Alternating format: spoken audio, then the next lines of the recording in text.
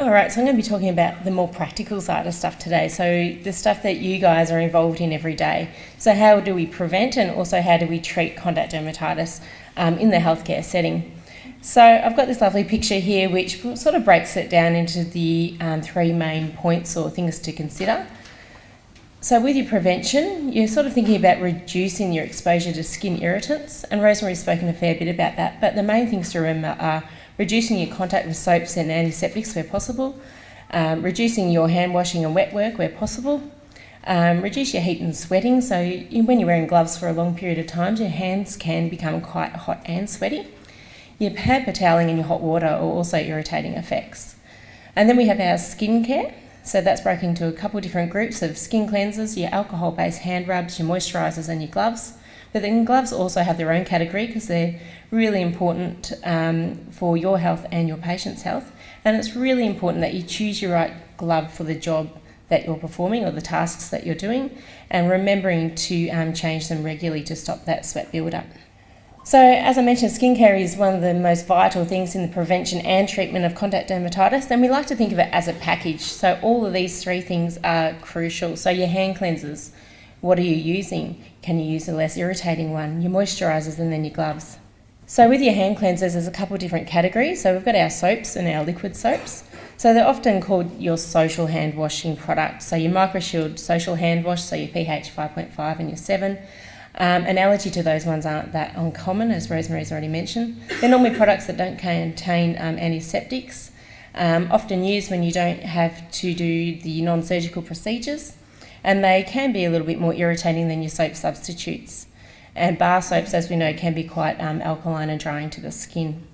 So then we have our antimicrobial skin cleansers. So these are often the ones that contain your chlorhexidine. Fortunately, chlorhexidine allergy is quite uncommon. And your antimicrobial antiseptic hand washes can sometimes be quite drying to the skin, and often people come into clinic saying, oh, it's the chlorhexidine causing problem, it's really drying to my skin. And then our alcohol-based hand rubs. So they're used in the majority of healthcare settings these days. However, we do know that their uptake and support vary from centre to centre. I was speaking to a colleague a couple of weeks ago, and some clinic that she had been involved in said that the nurse there did not believe in alcohol-based hand rub at all. So each to their own. And as Rosemary did mention before, we do hear of a lot of people saying, I can't use alcohol-based hand rub, it stings my hands, it's drying, it's damaging, I much prefer soap and water. But it's going to sting if you've got irritant contact dermatitis. So if your skin barrier is already damaged, there's cracks and splits, of course it's going to sting. It does not mean that you're allergic to it, and that's a really important message for everyone to take back to their workplaces. So if you hear your staff when you're doing hand hygiene checks or whatever in the workplace and they say that, it doesn't necessarily mean they're allergic to it, it just means that their skin barrier is already compromised. And another thing you can also try is try different brands of alcohol-based hand rub. If one doesn't work for you, try another one or talk to your suppliers about changing types. And then we have the soap substitutes. So these are the ones that you often purchase in the chemist or the pharmacy. There's many different brands available now, and they're less irritating than normal soaps. They have a similar pH to the skin, and they're really good for people who've already got the damaged skin. They're not always suitable for use in the workplace, but this is something that you can talk about just for your social hand washing. And if you can't use this in the workplace, you could use it at home to reduce your contact with your liquid soaps and things that can damage your skin. We do encourage a non-fragrance product. They're a much better variety for your skin, and as I mentioned about the bar soaps. I did have to laugh the other day. I was talking to someone from a major metropolitan hospital in Melbourne, and their staff who did have contact dermatitis were referred to a staff clinic, and the GP there is telling them all to stop using all forms of hand hygiene and only use Pear's Block soap. So in a word of caution, as Rosemary's already mentioned about the methyl isothiazolinone issue, it's in quite a few products. Not only just baby wipes and things, but it's also in some shampoo and hair products, sunscreens as well, and then can be in makeup wipes and things. But it is being removed from quite a few products, but it's still in a few things.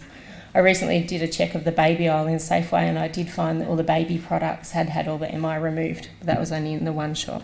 So moisturiser, we know it's crucial in the prevention and treatment of contact dermatitis. It just helps restore that skin barrier.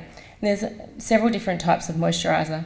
My son here really loves Cetaphil moisturiser in a tub and has painted himself in it and the walls. I've recently repainted that room, and it's not easy to paint over greasy moisturiser. So you've got your ointments there, your really thick, clear, greasy moisturiser. They're often in a big tub. You might have seen Dermies.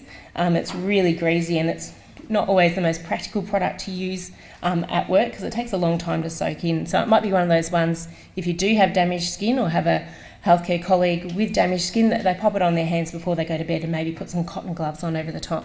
And then you have your creams. They're the ones in your tubs or your tubes. They're quite greasy. Try and choose a fragrance-free product, and it just limits that risk of becoming fragrance allergic.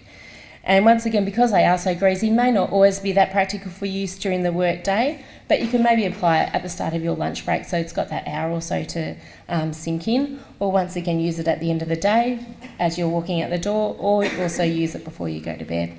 And then you have your lotions. They're your moisturisers that tend to come in a big pump pack that you often see in hospitals. So they're a thinner, watery substance, not quite as moisturising as a cream, but they may be more practical for use during your working day because they soak in a lot faster and you won't be left with that sticky sort of residue.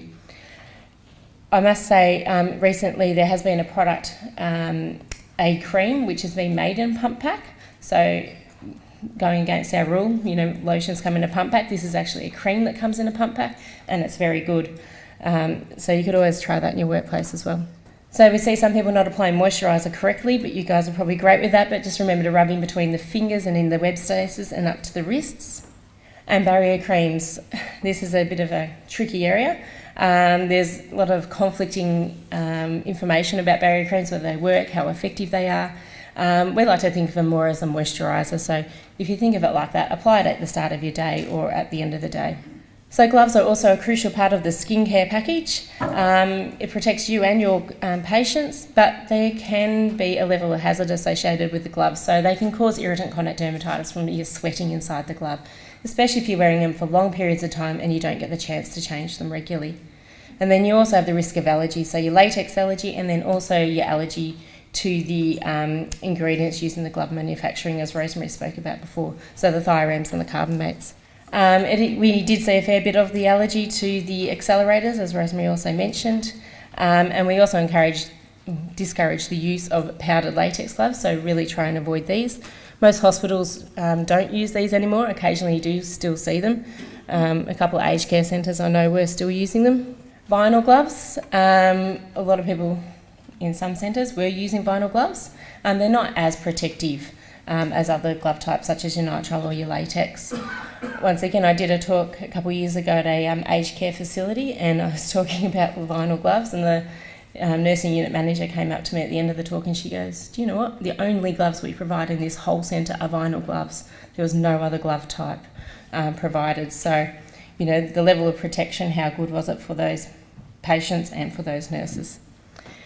It depends what role you're playing in your job. So you're coming into contact with bone cement, are you in surgery? Think about the glove that you're using. Is it protecting you against the ingredients in the bone cement?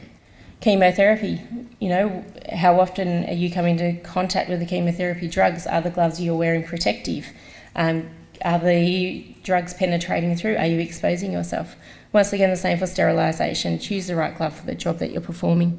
We've developed this little flow chart, what to do if you have skin problems. I was handing some out the door there before, but if you didn't get one, come and see me at the end. I've got some more. That's how you can handle the skin problems in your workplace. So if you're doing a hand hygiene audit and someone's got contact dermatitis, this little flow chart will step you through each level of action. And if you do develop skin problems, what do you do? So on the flow chart, these are some of the points that we point out, but I'll just quickly run through them. So don't try and hide the problem from your management and from your staff. Talk to them about it, report it. Once it's reported, you can work on a strategy of how to handle it going forward.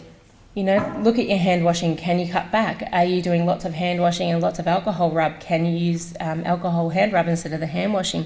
Just think about the tasks that you're doing and where changes can be made. Yeah, alcohol hand rubs, can you use it more? Try different brands if they're not working for you.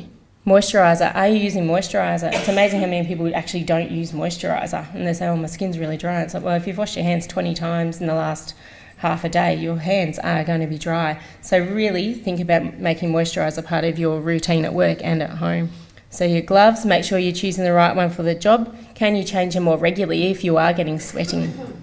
And think about things at home as well. So if you're doing lots of washing at home, lots of cooking, lots of cleaning, can you use gloves? You can wear cotton liners inside your gloves if you are wearing gloves for long periods of time.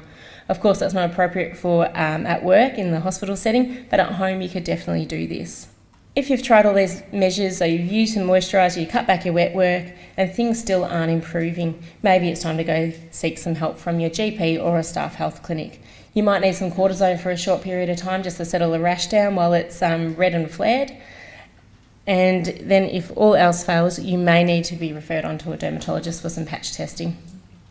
But a lot of the time, a lot of the problems can be sorted out before it comes to the patch testing. But we also encourage people, if they come into contact with the latex gloves, to have a blood test. Sometimes by talking to management at work, you might just need a rostering change at work and have a bit of time to get away from the wet work and the exposure to the irritants. That can play a crucial role as well. And there, as I mentioned, seeing the dermatologist for patch testing. And I do laugh that Rosemary and I used exactly the same pictures for this. So the workplace, we encourage workplaces to have a skin management plan. Have you got a process set up? What if someone does have contact dermatitis? Does that come hand in hand with your hand hygiene audits and checks that go through in your workplaces?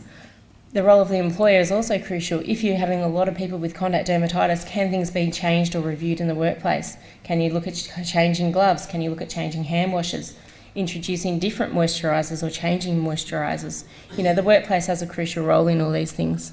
And healthcare workers must remember to consult with infection control staff if they are changing any of their products that they're using at work. Don't ignore the problem. It's not always going to go away that quickly. And if you let it get really bad, of course, it's going to take a lot longer to heal. A good skincare plan. We've got, I think, a draft one up on our website that we did several years ago, but it's a good idea and good place to start with developing your own for your workplace. And I was handing it before, we're running a general skin education day at the Skin and Cancer Foundation, or by us, in February. So if you're interested in learning about all things skin, feel free to have a look at the full program on the website. And we've got lots of other information on our website, but as mentioned previously, we have been working with the team at Hand Hygiene to develop a contact dermatitis prevention module. So we've got a little section added into the short hand hygiene module, and we're also doing a full standalone contact dermatitis module as well. So that should hopefully be up and running by next year, early next year, end of this year.